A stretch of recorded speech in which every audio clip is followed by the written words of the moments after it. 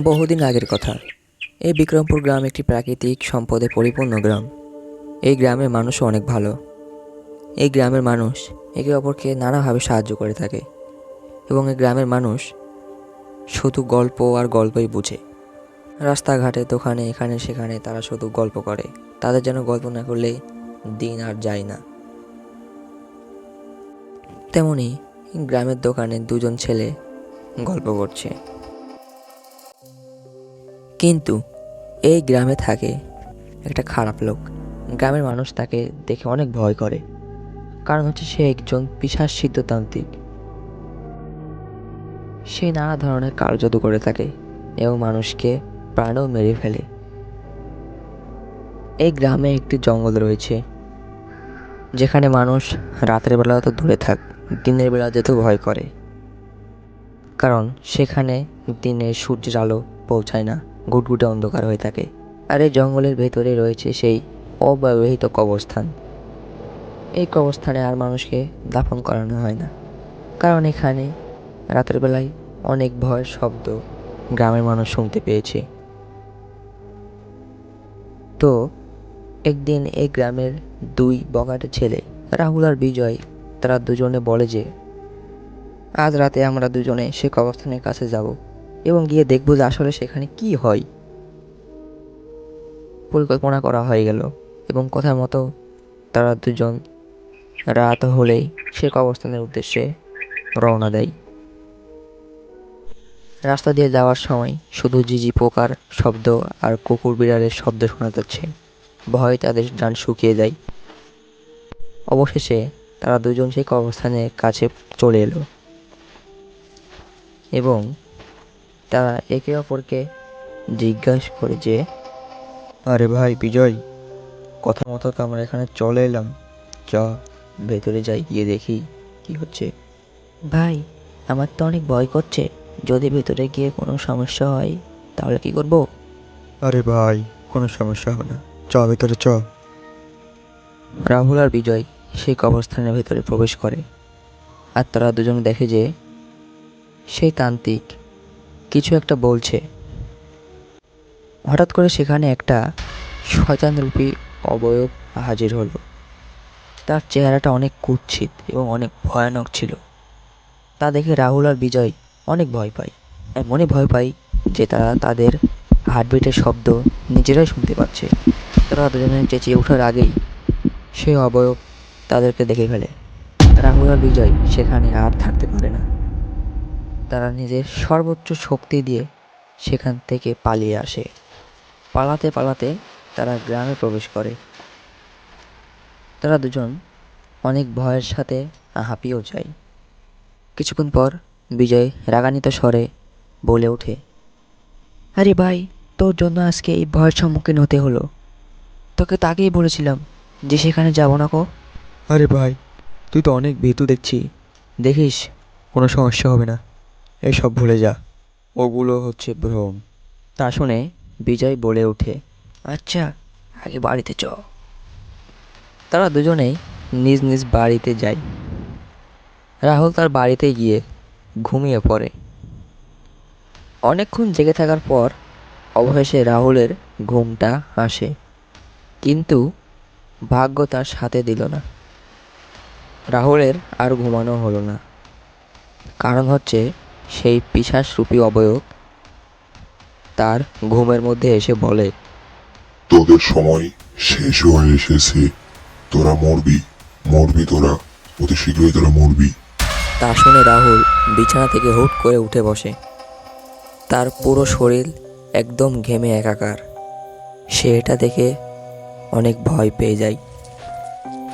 সে বিছানা থেকে উঠে মেঝেতে হাঁটতে থাকে আর মনে মনে বলে যে সে কথা যদি সত্যি হয় তাহলে তো আমি। রাহুল ভয়ের জন্য উদ্ভট সব চিন্তা ভাবনা করে। অন্যদিকে বিজয় তার বাড়িতে শুয়ে থাকে, কিন্তু বিজয়ের কোনোভাবেই ঘুম যেন আসছেই না। চোখ বুজলে বিজয় সেই অবয়বকে দেখতে পায় এবং একই কথা সেই অবয়ব বিজয়কে এসে বলে। সে ভয়ের জন্য আর ঘুমাতে পারে না। সে সারা রাত জেগে থাকে আর ভাবতে থাকে যে সকাল হলেই এই ঘটনা রাহুলকে খুলে বলবো। রাত্রির বুক চিরে সকালের আলো ফুটে উঠেছে। সকালবেলায় রাহুল আর বিজয়ের রাতের ঘটনা এসে তারা একে অপরকে খুলে বলে। তারা দুজনেই বুঝতে পারে যে তাদের সাথে একই ঘটনা ঘটেছে, কিন্তু কেন এটা তারা বুঝতে পারে না। গ্রামের সব লোক নিজেদের কাজকর্মে ব্যস্ত হয়ে পড়ে থাকে। সকাল সকাল যে যার মতো কাজের উদ্দেশ্যে বের হলো। তার পাশাপাশি গ্রামে রাহুল আর বিজয়ের ঘটনা ছড়িয়ে পড়ে। পুরো গ্রামে শুধু রাহুল আর বিজয়কে নিয়েই কথাবার্তা চলছে। লোক জানাজানির ফলে রাহুল আর বিজয়কে গ্রামের অনেক সমস্যার সম্মুখীন হতে হয়। গ্রামের অনেক লোক সেখান দিয়ে যাতায়াত করছে। তেমনি গ্রামের একজন লোক এসে তাদের উদ্দেশ্যে বলে ওঠে, ভাই, লোকমুখে তো নানা ধরনের কথা শুনছি যে রাহুল আর বিজয় নাকি সেই কবরস্থানে গিয়ে ভূত দেখে, তা দেখে সেখান থেকে নাকি একটুকের জন্য প্রাণে বেঁচে ফিরে। গ্রামের সবাই এসব কথাই বলা বলি করছিল। অন্যদিকে রাখাল তার গরু এবং মহিষ নিয়ে মাঠে গিয়ে চড়াতে থাকে এবং বিকেল হয়ে গেলে তারা তাদের গরু এবং মহিষকে বাড়িতে নিয়ে আসে। তো এখন প্রায় সন্ধে হতেই চলল। অন্যদিকে সে তান্ত্রিক কালকে রাতের ঘটনা মনে করে। সেই কারণে তান্ত্রিক তার পালিত পিশাচকে আহ্বান করে বসে। হে আমার পালিত পিশাচ, আমার সামনে এসো, এসো, দেখা দাও। সেই অবয়ব আস্তে আস্তে দৃশ্যমান হয় আর বলে বসে, কি রে, আমাকে ডাকলি কেন? সেই তান্ত্রিক পিশাচের উদ্দেশ্যে বলে ওঠে যে আজকে রাতে একজনকে প্রাণে মেরে ফেলতে হবে। পিশাচ তাতে অনেক খুশি হয়, কারণ সে একটা নতুন ভোগ পাচ্ছে। ঠিকানা মতো সেই পিশাচ রাহুলের বাড়িতে হাজির হয় আর রাহুলের দিকে এগিয়ে যেতে থাকে। কিছুক্ষণ পর দেখা গেল রাহুল তার বিছানায় নেই, সে মেঝেতে পড়ে আছে। তার নিথর শরীর থেকে ঝরঝর করে রক্ত বের হচ্ছে। পিশাচ তাকে অনেক কষ্ট দিয়ে মেরে ফেলে। পরের দিন সকালবেলায় লোক জানাজানি হলে তারা সবাই সকালবেলায় তার বাড়িতে রাহুলের নিথর শরীরটা দেখতে আসে। তারা গিয়ে দেখে যে রাহুলের শরীরটা মেঝেতে রক্তাক্ত হয়ে পড়ে আছে। সেখানে উপস্থিত সকল লোকের প্রায় একই কথা, যে রাহুলকে এরকম নির্মমভাবে হত্যা করে কে? কোনো শত্রুগত তার প্রতিপক্ষকে এরকম নির্মমভাবে হত্যা করবে না। এটাই ভাবতে থাকে সবাই। সময় যেতে থাকে আর সেখানে লোকজনও বাড়তে থাকে।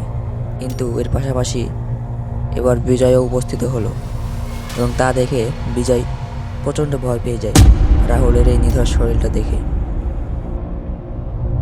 বিজয় সব বুঝতে পারে যে রাহুলকে এরকম নির্মমভাবে হত্যা করলো কে। সে সেসব সহ্য করতে না পেরে সন্ধ্যাবেলায় নদীর পাড়ে গ্রামের দুই ব্যক্তিকে সব ঘটনা খুলে বলে, যে তারা সে রাত্রে কবরস্থানে গিয়ে কী দেখেছে এবং সেখানে কী হয়েছে আর রাহুলকে কে এত নির্মমভাবে হত্যা করেছে। তা শুনে তাদের দুজনের মধ্যে একজন বলে ওঠে যে পাশের গ্রামে একটা গ্রাম আছে, এই গ্রামে নাকি একটা তান্ত্রিক থাকে, সে অসম্ভব কাজকে সম্ভব করে বসে। সে অনেক পিশাচ, অবয়ব, জিন, ভূত। সেই তান্ত্রিকের পাউডারটা আসলেই অনেক কার্যকরী জিনিস। তান্ত্রিকের উছিলাই বিজয় বেঁচে যায়।